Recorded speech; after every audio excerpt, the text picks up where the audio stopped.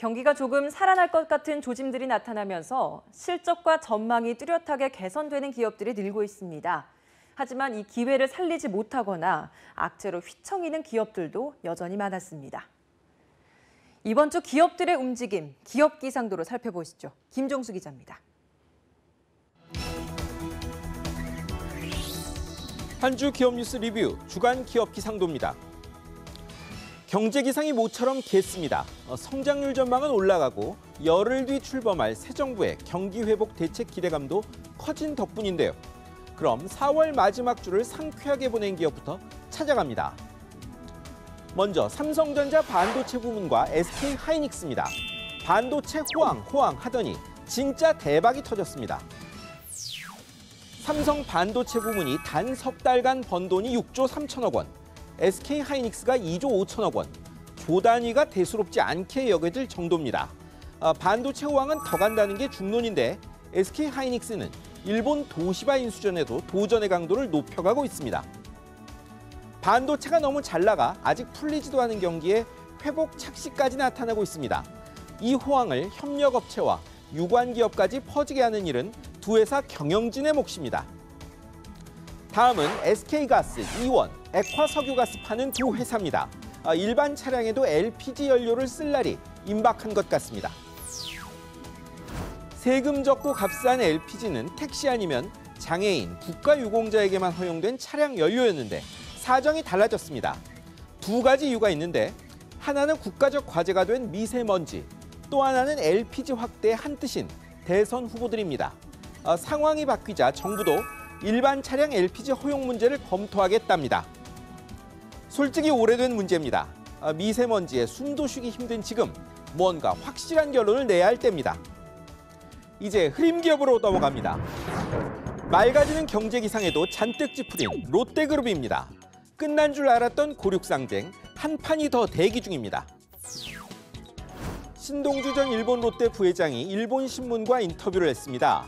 롯데 지배구조의 정점, 일본 롯데홀딩스의 6월 주총에서 자신의 이사 복귀를 또 표결해 보자입니다. 최순실 게이트로 신동빈 회장이 기소된 이때 대역전을 해보겠다는 의중이 읽힙니다. 신동빈 회장 쪽은 이미 끝난 문제라고 자신합니다. 하지만 주총 이겨도 유죄 판결 받으면 어렵게 되찾은 잠실 롯데면세점 또 날아갈 수 있습니다. 짙게 구름 깔린 회사 하나 또 있습니다. 현대차 그룹입니다. 실적 충격에 리콜 폭풍까지 불고 있습니다. 1분기 실적을 보니 현대차 영업이익이 7% 가까이 줄었고 기아차는 39.6% 급감해 2010년 이후 최악이었습니다. 사드 갈등으로 중국 판매가 반토막 난 탓에 순이익이 현대차 20%, 기아차 19%씩 줄었습니다. 리콜도 심각합니다. 이미 드러난 세타2 엔진 말고도 LF 소나타부터 에쿠스까지 다 걸렸는데 정부의 자발적 리콜 권고를 거부했습니다. 강제 리콜이 예상됩니다. 리콜 비용도 만만치 않습니다. 더 큰 것은 내부 제보에 따른 결함을 인정하지 않아 생길 신뢰도 손상이란 것. 현대차 경영진이 알 필요가 있습니다. 다음은 숙박업소 정보앱 여기 어때와 야 놀자입니다. 숙박업소 평가를 놓고 소비자를 기만한 사실이 들통났습니다. 숙박앱에 실린 업소 보고 이용한 소비자들이 후기를 남기겠죠.